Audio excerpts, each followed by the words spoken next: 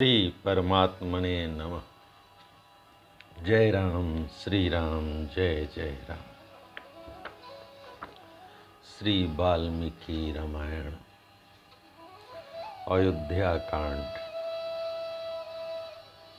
55वां सर्ग। भरद्वाज जी का श्री राम आदि के लिए स्वास्थ्य वाचन करके उन्हें चित्रकूट का मार्ग बताना, उन सबका अपने ही बनाए हुए बेड़े से यमुना जी को पार करना, सीता की यमुना और श्याम बट से प्रार्थना, तीनों का यमुना के किनारे के मार्ग से 1 कोस तक जाकर वन में घूमना फिरना,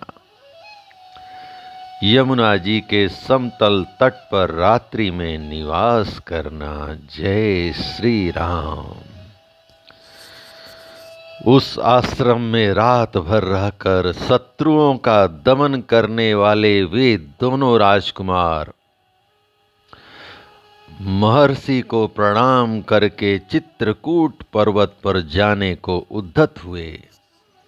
उन तीनों को प्रस्थान करते देख महर्षि ने उनके लिए उसी प्रकार स्वस्ति वाचन किया जैसे पिता अपने औरस पुत्रों को यात्रा करते देख उनके लिए मंगल सूचक आशीर्वाद देता है।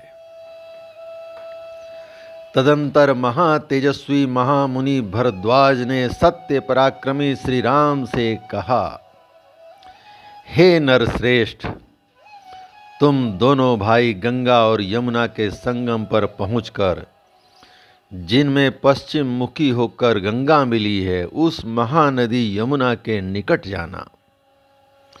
हे रघुनंदन, तदंतर गंगा जी के जल के वेग से अपने प्रवाह के प्रतिकूल दिशा में मुड़ी हुई यमुना के पास पहुंचकर लोगों के आने जाने के कारण उनके पद चिन्हों से चिन्हित हुए अवतरण प्रदेश अर्थात पार उतरने के लिए उपयोगी घाट को अच्छी तरह देखभाल कर वहां जाना और एक बेड़ा बनाकर उसी के द्वारा सूर्य कन्या यमुना के उस पार उतर जाना।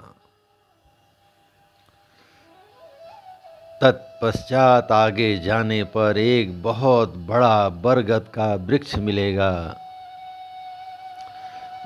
जिसके पत्ते हरे रंग के हैं। वह चारों ओर से बहुसंख्यक दूसरे वृक्षों द्वारा घिरा हुआ है। उस वृक्ष का नाम श्याम बट है। उसकी छाया के नीचे बहुत से सिद्ध पुरुष निवास करते हैं। वहां पहुंचकर सीता दोनों हाथ जोड़कर उस वृक्ष से आशीर्वाद की याचना करें। यात्री की इच्छा हो तो उस वृक्ष के पास जाकर कुछ काल तक वहां निवास करें अथवा वहां से आगे बढ़ जाएं। श्याम बट से 1 कोस दूर जाने पर तुम्हें नील वन का दर्शन होगा। वहां सल की और बेर के पेड़ भी मिले हुए हैं। यमुना के तट पर उत्पन्न हुए बांसों के कारण वह और भी रमणीय दिखाई देता है। यह वही स्थान है जहां से चित्रकूट को रास्ता जाता है। मैं उस मार्ग से कई बार गया हूं। वहां की भूमि कोमल और दृश्य रमणीय है। उधर कभी दवानल का भय नहीं होता। इस प्रकार मार्ग बताकर जब महर्षि भरद्वाज लौटने लगे तब श्री राम ने तथास्तु कहकर उनके चरणों में प्रणाम किया और कहा, अब आप आश्रम को लौट जाइए। उन महर्षि के लौट जाने पर श्री राम ने लक्ष्मण से कहा, सुमित्रा नंदन, तुम्हारा कल्याण हो। ये मुनि हमारे ऊपर जो इतनी कृपा रखते हैं, इससे जान पड़ता है कि हम लोगों ने पहले कभी महान पुण्य किया था। इस प्रकार बातचीत करते हुए वे दोनों मनस्वी पुरुष सिंह सीता को ही आगे करके यमुना नदी के तट पर गए। वहां कालिंदी का स्रोत बड़ी तीव्र गति से प्रवाहित हो रहा था। वहां पहुंचकर वे इस चिंता में पड़े कि कैसे नदी को पार किया जाए, क्योंकि वे तुरंत ही यमुना जी के जल को पार करना चाहते थे। फिर उन दोनों भाइयों ने जंगल के सूखे काठ बटोर कर उन्हीं के द्वारा एक बहुत बड़ा बेड़ा तैयार किया। वह बेड़ा सूखे बांसों से व्याप्त था और उसके ऊपर खस बिछाया गया था। तदंतर पराक्रमी लक्ष्मण ने बेंत और जामुन की टहनियों को काटकर सीता के बैठने के लिए एक सुखद आसन तैयार किया। दशरथ नंदन श्री राम ने लक्ष्मी के समान अचिंत्य ऐश्वर्य वाली अपनी प्रिया सीता को, जो कुछ लज्जित सी हो रही थी, उस बेड़े पर चढ़ा दिया और उनके बगल में वस्त्र एवं आभूषण रख दिए। फिर श्री राम ने बड़ी सावधानी के साथ खंती और बकरे के चमड़े से मढ़ी हुई पिटारी को भी बेड़े पर ही रखा। इस प्रकार पहले सीता को चढ़ाकर दोनों भाई दशरथ कुमार श्री राम और लक्ष्मण उस बेड़े को पकड़कर खेने लगे। उन्होंने बड़े प्रयत्न और प्रसन्नता के साथ नदी को पार करना प्रारंभ किया।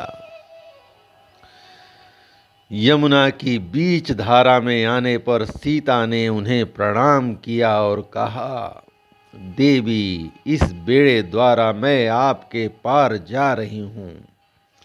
आप ऐसी कृपा करें जिससे हम लोग सकुशल पार हो जाएं और मेरे पतिदेव अपने वनवास विषयक प्रतिज्ञा को निर्विघ्न पूर्ण करें। इक्ष्वाकु वंशी वीरों द्वारा पालित अयोध्यापुरी में श्री रघुनाथ जी के सकुशल लौट आने पर मैं आपके किनारे 1,000 गौओं का दान करूंगी और सैकड़ों देव दुर्लभ पदार्थ अर्पित करके आपकी पूजा संपन्न करूंगी। इस प्रकार सुंदरी सीता हाथ जोड़कर यमुना जी से प्रार्थना कर रही थी। इतने ही में वे दक्षिण तट पर जा पहुंची।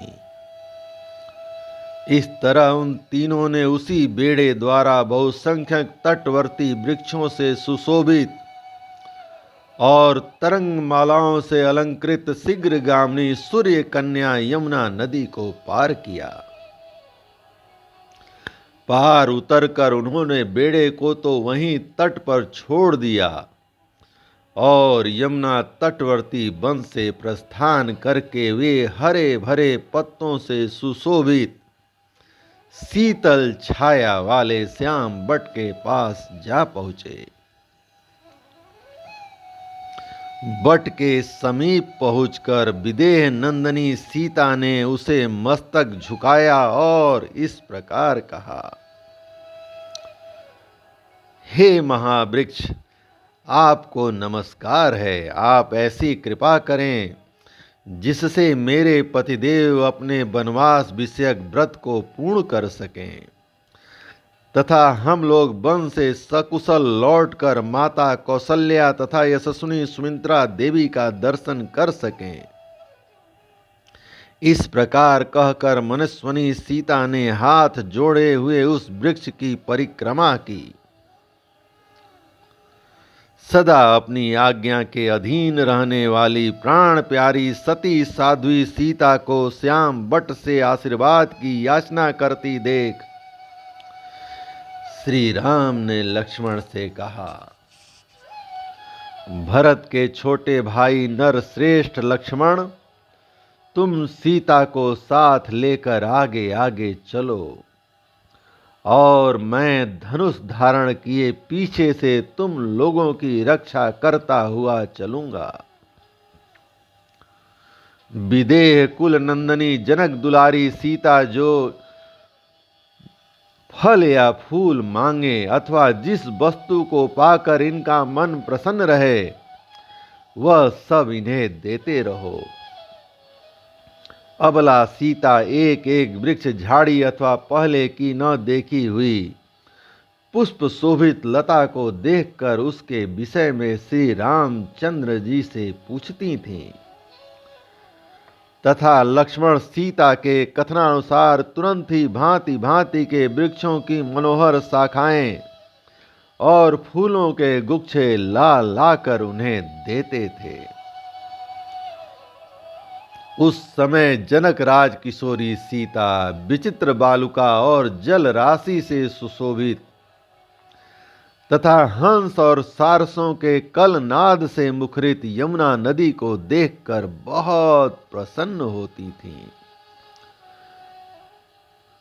इस तरह एक कोस की यात्रा करके दोनों भाई श्री राम और लक्ष्मण प्राणियों के हित के लिए मार्ग में मिले हुए हिंसक पशुओं का वध करते हुए यमुना तटवर्ती वन में विचरने लगे।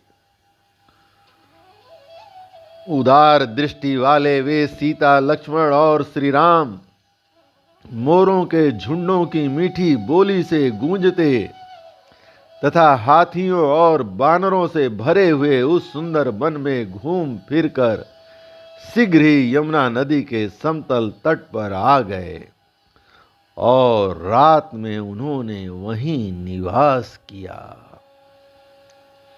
इस प्रकार श्री वाल्मीकि निर्मित आर्ष रामायण आदि काव्य के अयोध्या कांड का 55वां सर्ग प्रभु श्री राम की कृपा से पूर्ण हुआ।